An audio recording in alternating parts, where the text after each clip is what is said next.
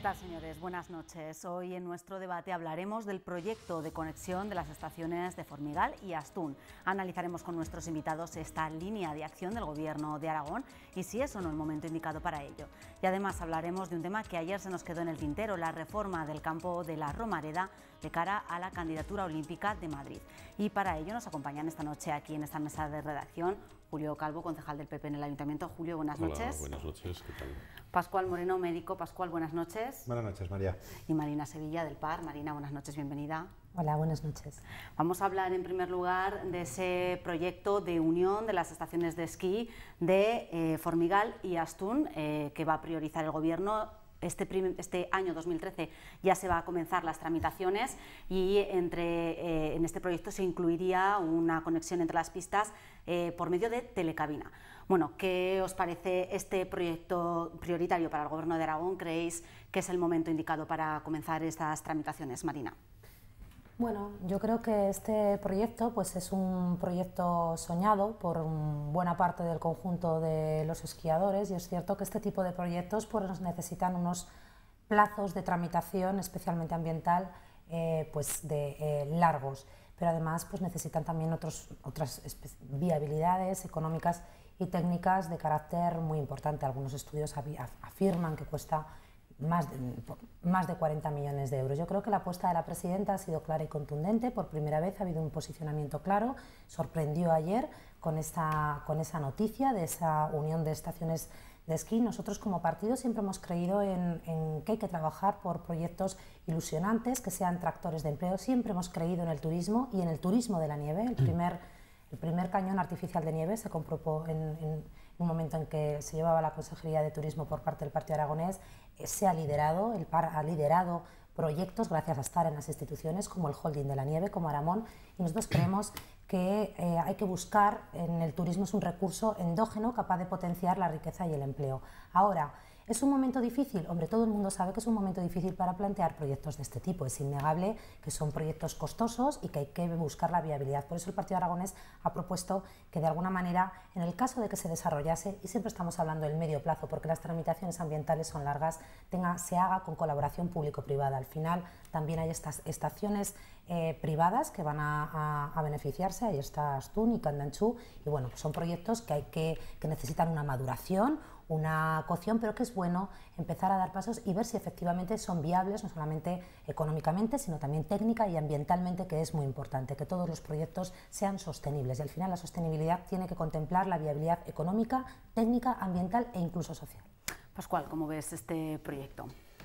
Hombre, para Aragón y para las zonas de montaña de Aragón, en las que el esquí es una fuente de ingresos fundamental, ¿no? Y probablemente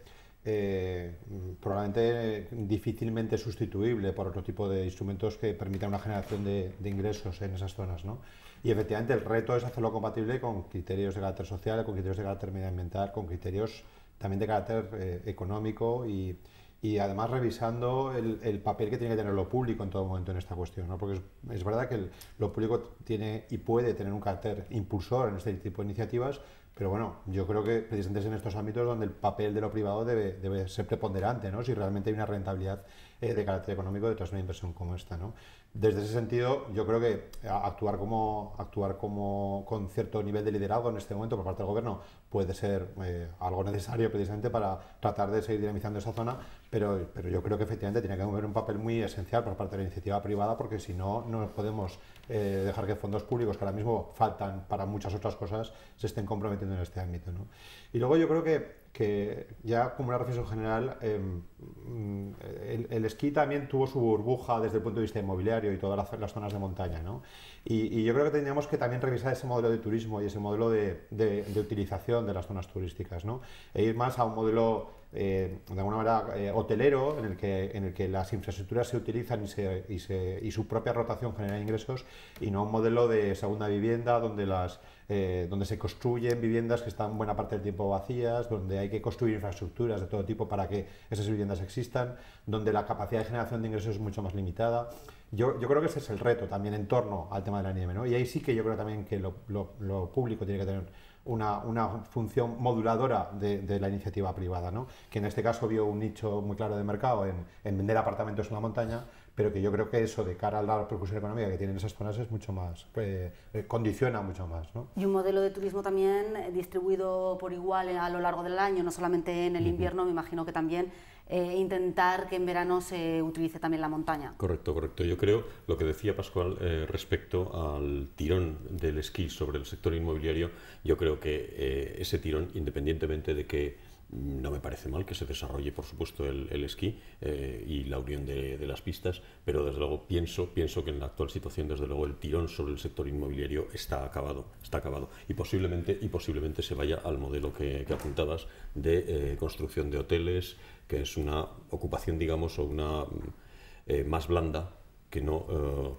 la ocupación mediante apartamentos. Mirad, yo en este tema veo dos cuestiones, estando de acuerdo como estoy con vosotros en todo lo que habéis expuesto. Primera es que ahora mismo la gente está, lo digo de cara a las posibles reticencias que ya se leen en la prensa estos días, la gente está muy escarmentada, ya lo sabéis, respecto a todo este tipo de inversiones públicas que se han hecho a lo largo de estos años, muchas de ellas sin ninguna rentabilidad ni demanda, y ahora lo estamos viendo que no están ofreciendo absolutamente ninguna rentabilidad, es decir, inversiones cuyo destino ha sido la nada, el permanecer vacías o inactivas. Por eso hay que ser muy cuidadosos con todas las evaluaciones técnicas medioambientales y, por supuesto, económicas, de viabilidad económica de este tipo de inversiones. Pero nos encontramos también en una situación muy concreta, y es que ahora mismo necesitamos como perentoriamente el encontrar, digamos, un nuevo filón o una nueva veta, digamos, de actividad que explotar. Por supuesto, el sector inmobiliario está agotado en la actualidad. Decían hoy en la prensa, debemos reindustrializarnos, pero lo que sí que es cierto, es un principio económico, es que todas las personas y también las sociedades o los países deben, o las comunidades autónomas, deben hacer aquello en lo que sean más competitivos. Y no cabe duda de que Aragón es hoy día muy competitivo, por ejemplo, en la explotación del sector de la nieve. Por eso yo creo que este tipo de inversiones pueden tener futuro. Sí que es cierto que este tipo de inversiones y este tipo de proyectos tendría un fuerte impacto ambiental en la zona también, que es otra de los argumentos que se utiliza para criticar y bueno, valorar este proyecto también. Marina. Nosotros, cuando tuve la oportunidad de conocer un poquito más de cerca la ampliación de esquí de Formigal, que fue muy contestada por sectores ecologistas, incluso hubo plataforma, pues yo recuerdo la plataforma en defensa de las montañas, que de alguna manera significaba que la ampliación de esquí de Formigal era absolutamente incompatible con el medio ambiente y que va a suponer una destrucción de todo el ecosistema de aquella zona. Hoy la estación de esquí de Formigal es una estación de esquí novedosa, nueva, unas instalaciones magníficas, estamos hablando de lo mejorcito que hay en España, y yo creo que, bueno, pues que esto no ha llevado la destrucción del Pirineo ni todas aquellas manifestaciones que en su momento yo recuerdo. Todo hay que evaluarlo. Yo a priori puedo tener una opinión, pero hay técnicos y tenemos que confiar en que hay técnicos y funcionarios competentes que evaluarán con criterios objetivos si efectivamente es compatible o no es compatible, o si no es compatible en toda su extensión y puede haber variantes que hagan factible ese desarrollo. Pero hay que confiar en el equipo técnico que existe en el Gobierno de Aragón, que lo hay y bueno, y ver si es compatible o si es económicamente posible. Hablabais del desarrollo inmobiliario, de la profunda crisis inmobiliaria que hay. No tenemos que engañar a nadie. Las estaciones de esquí conllevan unas inversiones, todas las inversiones en materia de esquí son muy importantes, y para que se desarrolle una estación de esquí normalmente hay necesariamente un desarrollo inmobiliario, de tipo hotelero o tipo de apartamento turístico, y la verdad es que estamos en un momento de crisis económica importante, que no es el mejor contexto quizá para ejecutar un proyecto, pero sí, si no es para ejecutar por la crisis que hay, sí que es para desarrollar y empezar a valorar si efectivamente es posible, porque ya, como os he dicho, a corto y medio plazo todos estos grandes proyectos tienen que dar muchos pasos y todavía tenemos mucho tiempo por delante. Pascual. Bueno, yo creo que la carga de la prueba en estas cosas siempre recae sobre el que tiene la iniciativa de carácter económico, que tiene que hacer todo lo posible por hacerla compatible con los intereses medioambientales y de sostenibilidad también ecológica en la zona, ¿no? Pero no creo, en estos ámbitos, creo que las posiciones extremas casi siempre están equivocadas. Es decir, un talibanismo desde el punto de vista ecológico es malo para una zona en la que hay que propiciar el desarrollo también de las personas, pero dejar todo en manos de la mera iniciativa económica también supone incurrir en riesgos, ¿no? Efectivamente, si hay un ámbito donde esas esos intereses son compatibles, demostrémoslo desde el punto de vista técnico y avancemos. Y si no, efectivamente, hay que optar por el conservacionismo, está claro. Bueno, vamos a cambiar de tema, si os parece. Vamos a abordar una cuestión que se nos quedó ayer en el tintero y vamos a recuperar esa necesidad o no de reforma del campo de la Romareda de cara a la candidatura olímpica de Madrid para los Juegos de 2020. El alcalde de Zaragoza ha dicho que por ahora va a esperar a saber si Madrid realmente obtiene esa candidatura para decidir de qué manera se puede o no planificar esa reforma del campo. ¿Qué os parece esta situación que se está generando, esta polémica que se está generando sobre si se debe o no reformar el campo? ¿Se debe esperar, Julio, a saber si Madrid será sede o, por el contrario, hay que darle ya a esa candidatura de Madrid un campo en condiciones para que pueda presentar? Permíteme que haga antes un pequeño antecedente. Mirad, ¿os acordáis que en este año pasado, en este que acaba de concluir, se presentó la candidatura a la capitalidad verde europea de la ciudad de Zaragoza? Pero me parece que era para el año 2016, creo. Bien, cuando apareció la noticia en la prensa, yo la verdad, yo y el resto de mis compañeros y yo nos pusimos a mirar a ver, porque no recordábamos que eso se hubiera debatido en ningún pleno. Pregunté si se había debatido en alguna comisión, no era así. Miramos los acuerdos del Consejo de Gobierno, del Gobierno de la ciudad, a ver si en qué Consejo de Gobierno de la ciudad se había tomado esa decisión, con qué antecedentes, con qué informes jurídicos, técnicos, económicos se había tomado, y no había ninguna referencia.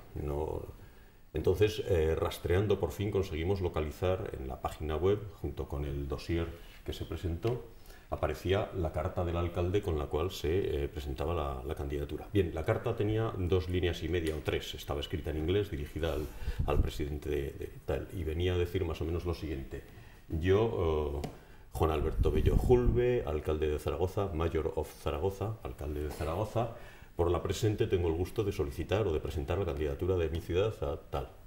Eso era todo lo que, o sea, una hojita con exactamente 2 o 3 líneas. Esa era la presentación de la candidatura. Bien, yo estos días he leído que Fernando Jimeno dice que colabora, o Zaragoza colabora con la candidatura olímpica de Madrid, ofreciendo el campo de la Romareda.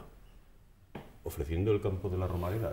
Yo no sé cuándo se ha ofrecido ni en qué términos, ni cuándo se tomó la decisión de ofrecerlo, ni cuándo se les envió la carta, supongo, o el escrito, si se les ofrece con la reforma esta que ha hablado la prensa o sin esa reforma, porque la prensa estos días está hablando de una posible reforma de 25 millones, pero la verdad es que no hemos visto esa reforma, no sabemos en qué consiste, ni a quién se le encargó, ni cuándo se encargó, cuánto ha costado, porque suponemos que la habrá hecho algún gabinete de arquitectos. Bien, esa reforma la desconocemos totalmente.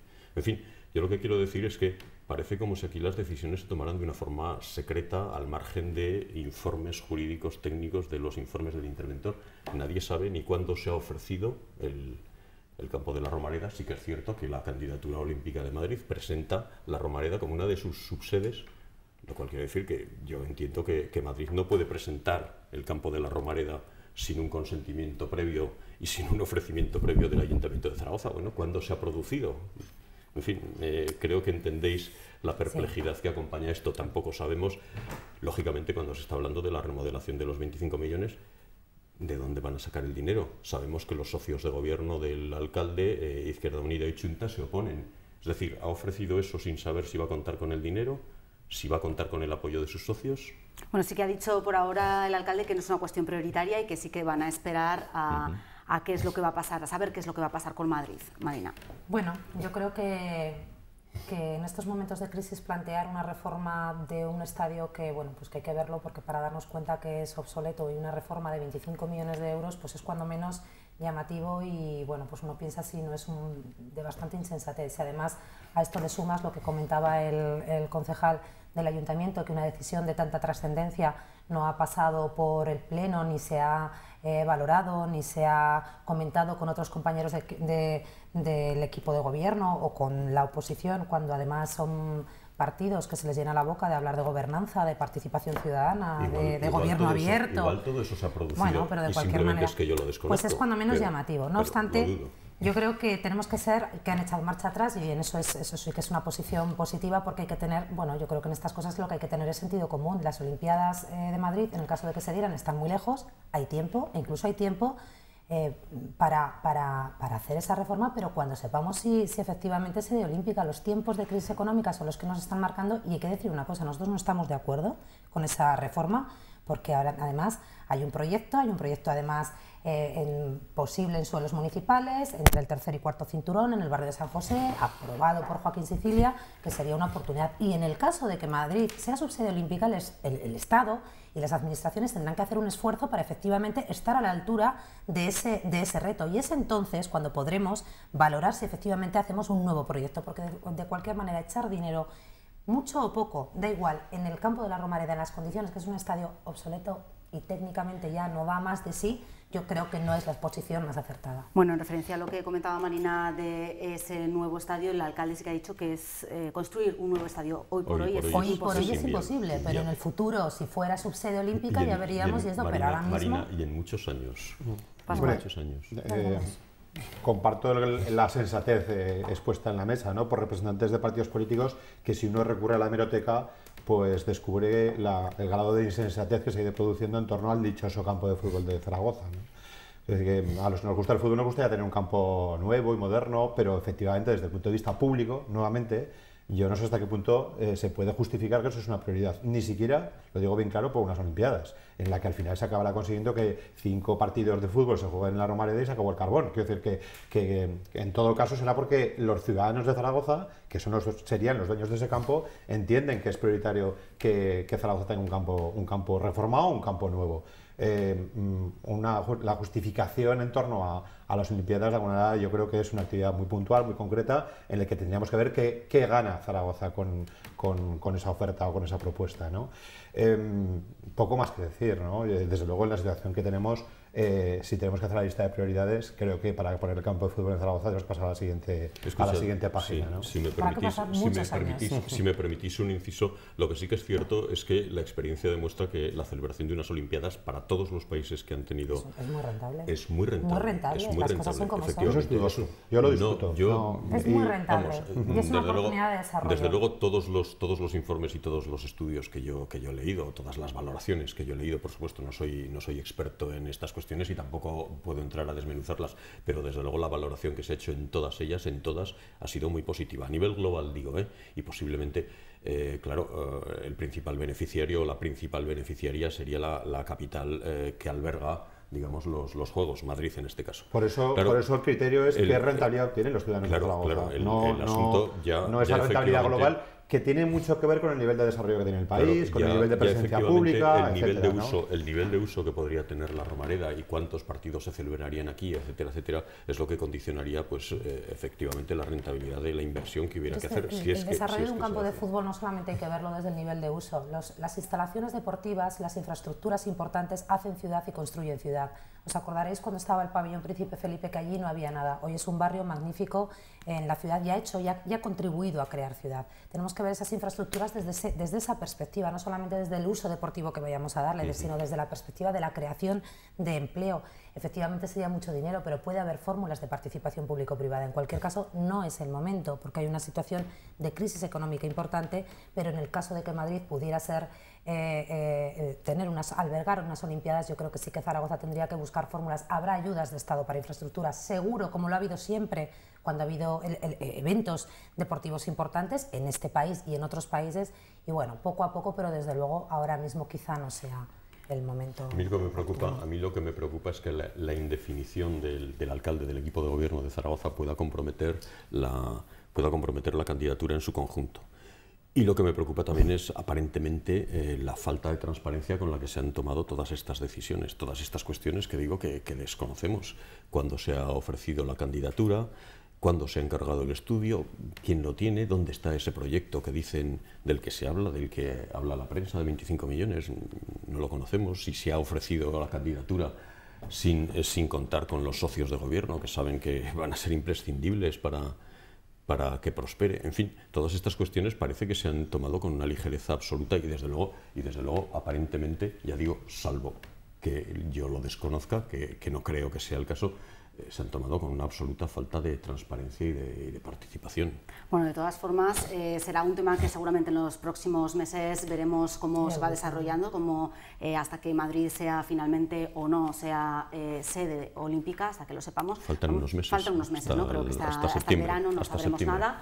Vamos a cambiar de tema totalmente, vamos a hablar ahora de esas diferentes investigaciones que están llevando a cabo los tribunales en España sobre casos de corrupción. La semana pasada hablábamos del caso Pallarols, que salpicaba a Duran y Lleida, también a la familia Pujol, y hoy se habla del presidente de Madrid, de Ignacio González, que está siendo investigado por un presunto caso de corrupción por la compra de un apartamento en Marbella. Bueno, ¿qué valoración hacéis de este goteo constante de casos de posible fraude que se están desarrollando, que estamos viendo cada día en muchas comunidades autónomas?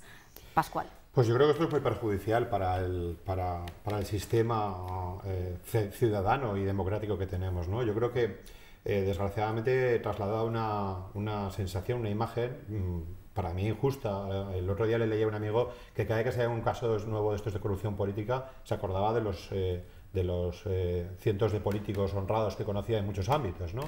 Pero es verdad, a la gente le cuesta cada vez más, también es verdad que hace una lectura a veces pues muy generalizada, pues separar grano y paja, ¿no? Y aquí, desgraciadamente, este tipo de comportamientos transmiten una impunidad, una manera de hacer política, desde el peor sentido de la palabra, de hacer política, que yo creo que, bueno, pues que es muy perjudicial, ¿no? Porque nuevamente lo digo, y ya lo he dicho en esta mesa alguna vez, ¿no? La política es trabajar por el bien común, desde determinados ámbitos de lo público, y la política debería precisamente atraer ese tipo de comportamientos comunitarios, solidarios y cooperativos y sobre todo honestos, ¿no? Y esto hace de alguna manera que el acercamiento a este tipo de circunstancias pues apeste, ¿no? Cuando ves este tipo de comportamientos que efectivamente además se eternizan en el tiempo los procesos de investigación, no hay una vocación absoluta y clara de resolverlo rápido, con transparencia, con toma de decisiones por los propios partidos políticos cuando tengan indicios de que efectivamente ha habido un comportamiento ilícito, de ser claros, de asumir la responsabilidad y de que la tenga que asumir desde el ámbito en el que sea necesario. Yo creo que la clase política se lo tiene que hacer mirar, ¿no? Porque en este tema no es que haya una amenaza, es que hace tiempo que nos hemos dado contra el iceberg y la respuesta sigue sonando, ¿no? Y mientras tanto la ciudadanía, efectivamente, todavía más en estos tiempos, le resulta, cuando menos, y es una manera suave de decirlo, muy irritante, ¿no? Malestar, irritabilidad, en esto, más todavía en estos tiempos, decía Pascual. ¿Cómo valoras, Marina, este Pues tipo de comportamientos? Cuando hay gente que se está yendo a la calle con un goteo continuo de desempleados, cuando hay gente que no puede pagar sus hipotecas y luego al final ves que hay personajes, bueno, pues a los que se les debe exigir una intachable posición, pues están bajo la incógnita de que están robando o están haciendo cosas que no tienen que hacer, pues es gravísimo. Y cada vez que sale un caso de corrupción política, pues es un ejemplo de que el sistema tiene fallos y se hace un kilómetro de distancia más entre el ciudadano y la clase política. Decía Pascual que hay gente honrada, hay mucha gente honrada en la clase política, corrupción hay en todas partes. Lo que pasa es que cuando sucede en la clase política es que es todavía más grave, porque los políticos trabajamos para los demás y tenemos que velar por el interés general. Entonces, probablemente la corrupción política es el ejemplo más grave de que el sistema falla desde el origen. Y desde el origen quiero decir desde las personas, los partidos que eligen a personas para ir en sus listas que no son las adecuadas, desde las personas que confiamos y votamos a personas que nos engañan porque luego nos traicionan a la sociedad en su conjunto, desde los controles que tiene que haber en la intervención de las administraciones públicas, fiscales, del propio control que tienen todas las administraciones, hasta incluso después judiciales, donde se eternizan las sentencias, las investigaciones, y a veces la justicia es tan lenta que parece que no exista ni para el imputado, que a veces puede ser inocente y parece que ya lo condenen por sistema por estar imputado, y la presunción de inocencia ahora mismo, ya cuando te imputan parece que ya estés condenado, o para los que hay que condenar, que es tan lento que al final tenemos ejemplos, no tan lejos, no hay que irse a Madrid, hay ejemplos también en Aragón de situaciones que llevan 4 y 5 años juzgándose, y eso no puede ser. Al final la corrupción se da en todas partes, pero desde luego la más despreciable es la política, y efectivamente pues tenemos que revisar y reforzar todos los sistemas desde el origen, desde incluso la elección de los sistemas de los partidos políticos, las personas que van en sus listas. Julio, por terminar el tema. Pues sí, la aparición de todas estas cuestiones, de todos estos temas de corrupción o de presunta corrupción, hasta que no se juzgan, no se puede asegurar. Bien, causa primero una enorme tristeza, evidentemente, y una enorme vergüenza también, por supuesto, por todo lo que está pasando. Y de alguna manera también un cierto alivio de saber que en definitiva estas situaciones no quedan impunes y al final siempre se acaban sabiendo, se juzgan con retraso, como ha dicho Marina.